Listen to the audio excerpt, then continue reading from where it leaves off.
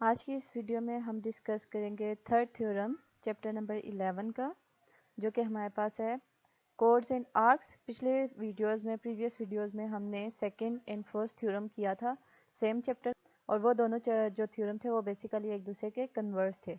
आज की वीडियो में हम थर्ड थ्योरम करेंगे, जो कि है हमारे पास equal chords of a circle or of congruent circle subtended equal angles at the center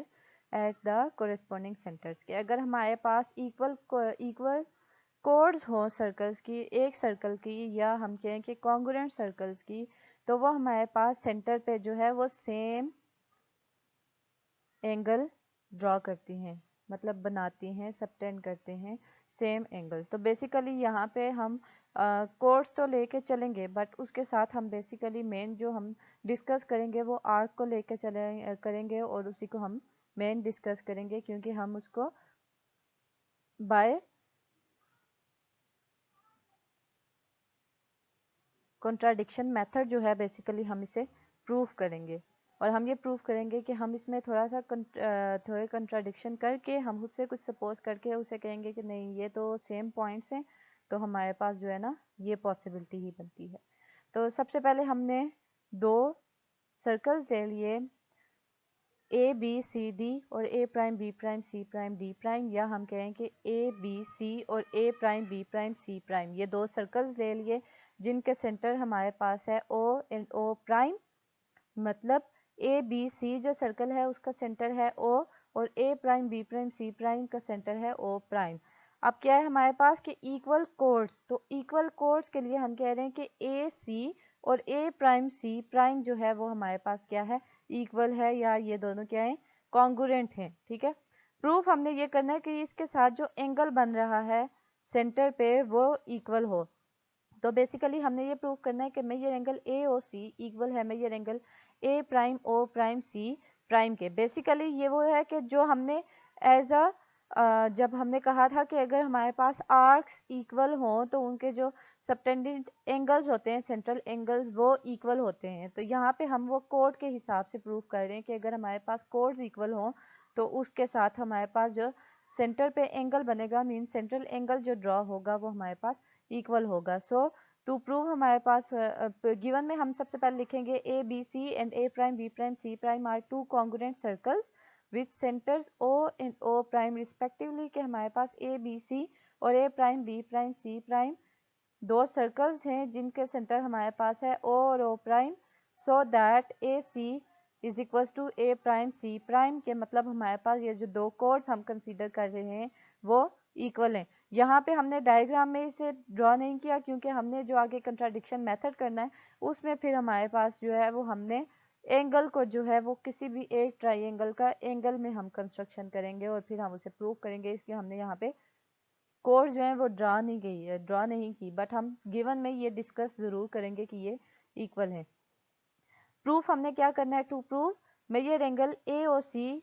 equal है major angle A prime O prime C prime, या angle A O C is congruent to angle A prime O prime C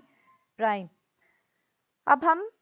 contradiction method यहाँ पे use करेंगे। Means contradiction method हमारे पास क्या होता है कि हमारे पास जो हमने प्रूफ करना होता है हम उसका उलट सपोज करते हैं और उससे फिर हम लेके चलते हैं और इन पे कहते हैं नहीं हमारी सपोजिशन तो रॉन्ग है, या वो पॉइंट्स को इंसाइड कर जाएंगे, या उसका कुछ ना कुछ ऐसी होगी पॉसिबिलिटी जो हमारे जो हमने सपोज किया उसे कंट्राडिक्ट करेगी, मतलब उसे गलत साबित करेगी। तो हम सब खुद से सपोज कर रहे हैं, let if possible major angle A और C is not equal to major angle A prime O prime C prime. हमने कहा कि ये पॉसिबल हो सकता है कि ये दोनों एंगल इक्वल नहीं है, तो हम कंसीडर कर रहे हैं कि हमारे पास एंगल ए और सी जो है वो कॉन्ग्रुएंट है angle A prime O prime D prime के। मींस ये जो हमारे पास ए प्राइम सी प्राइम एक आर्क थी उस पे हमने एक पॉइंट लिया है डी प्राइम और उसे सेंटर से ज्वाइन कर दिया है और हमने एक एंगल बना लिया है A prime O prime D prime, और हमने कहा ये इस तरह से ये पॉइंट लिया है कि ये जो एंगल बन रहा है वो एंगल इस एंगल के इक्वल होगा जो कि ए ओ सी है। तो ये हमने उससे कंट्राडिक्शन मेथड के लिए हमने ये उससे सपोज किया है, इसे हम आगे जाके प्रूव करेंगे कि नहीं हमारे पास जो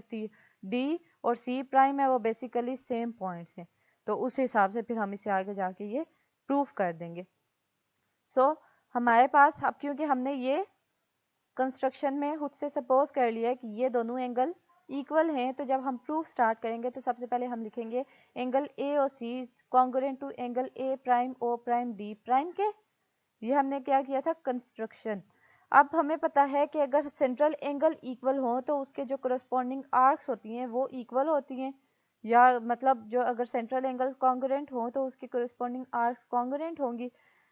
तो उस हिसाब से यहाँ पे अब एंगल ए और सी की कोरिस्पॉन्डिंग आर्क बन रही है ए सी, और A prime O prime D prime की कोरिस्पॉन्डिंग आर्क बन रही है ए प्राइम डी प्राइम। तो हमारे पास एंगल सेंट्रल एंगल कॉन्ग्रुएंट है, तो उस हिसाब से हम कह रहे हैं कि ये दोनों आर्क्स कॉन्ग्रुएंट है, because arcs subtended y equal central angle in congruent circles के। हमारे पास जो आर्क्स जो कॉन्ग्रुएंट सेंट्रल एंगल्स हैं उनके से सबटेंड हुई है, मीन उनके थ्रू जो है वो उसके कोरिस्पॉन्डिंग ये आर्क्स ड्रॉ हुई हैं, तो इसे हम कह लेंगे इक्वेशन 1। अब हमें पता है कि अगर आर्क्स कॉन्ग्रुएंट हो तो उनके साथ की जो हमारे पास कोड बन रही होती हैं वो कॉन्ग्रुएंट होती हैं। हमने थ्योरम 1 में डिस्कस किया था, प्रूफ किया था बेसिकली हमने कि अगर हमारे पास आर्क्स दो सर्कल लें, उसकी अगर हमारे पास आर्क्स कॉन्ग्रुएंट हो तो हमने प्रूफ किया था कि उनके साथ जो हमारे पास कोड बनेगी वो भी हमारे पास क्या होंगी, कॉन्ग्रुएंट होंगी। तो उस हिसाब से हमारे पास क्या है, major angle A C, measure side AC is equals to measure side A prime D prime using theorem 1। But हमने गिवन में किया है कि AC जो है वो A प्राइम C प्राइम के इक्वल है, तो उसके थ्रू हम लिखेंगे कि but measure side AC is equals to measure side A prime C prime. तो हमारे पास ये क्या हो गया, AC A prime D prime के इक्वल है और AC A prime C prime के इक्वल है। तो अगर हम इक्वेशन 2 और इक्वेशन 3 को अगर कंपेयर करें तो हमारे पास आ जाएगा कि A prime C prime is equal to A prime D prime, measure side A prime C prime is equal to measure side A prime D prime. तो यहाँ पे अगर देखें तो A prime C prime A prime D prime first point same है, तो हमारे पास मतलब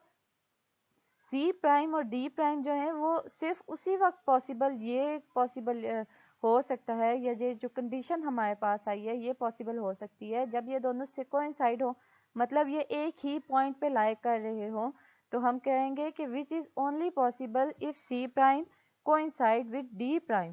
सो अगर ये कोइंसाइड कर रहे हैं तो हमारे पास क्या होगा कि अगर मतलब D प्राइम और C प्राइम एक ही पॉइंट पे लाई कर रहे हैं तो measure angle A prime O prime D prime जो है वो इक्वल होगा measure angle A prime O prime C prime के।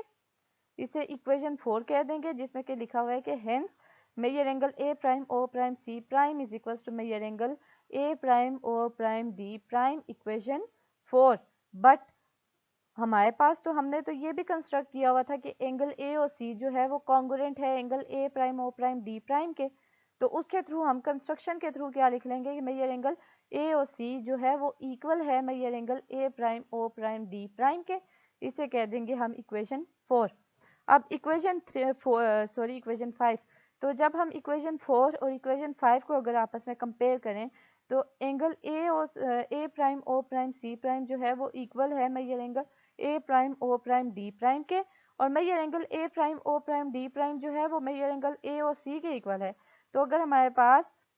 दो इक्वेशंस हैं उनकी एक एक साइड जो है वो इक्वल है, तो मतलब बाकी दोनों साइड भी आपस में इक्वल होंगी, तो उसके थ्रू हम लिख लेंगे कि मेजर एंगल A और C is equal to major angle A prime O prime C prime के, जो कि हमने प्रूव करना था कि अगर हमारे पास कोर्स जो हैं वो इक्वल हो एक सर्कल की या एक से ज़्यादा सर्कल की कॉन्ग्रुएंट सर्कल्स की, तो वो हमारे पास सेंट्रल एंगल जो है वो हमारे पास इक्वल बनाएंगे, और यहाँ पे हमने ये प्रूव कर दिया। अब यहाँ पे हमने जो है वो दो सर्कल्स लेके चले, इस सब को सेम एक सर्कल में भी कर सकते हैं जहाँ पे हमने A prime C prime A C is equal to A prime C prime के इक्वल लिया है, वहीं पे हमने यहाँ पे जो फर्स्ट सर्कल है इसी में हम अगेन जो है वो डायग्राम में चेंजिंग करके पूरा थ्योरम जो है वो इस हिसाब से चेंज हो जाएगा और वो हम प्रूव कर सकते हैं। अगर वीडियो पसंद आई हो तो like comment share and subscribe कर दीजिएगा।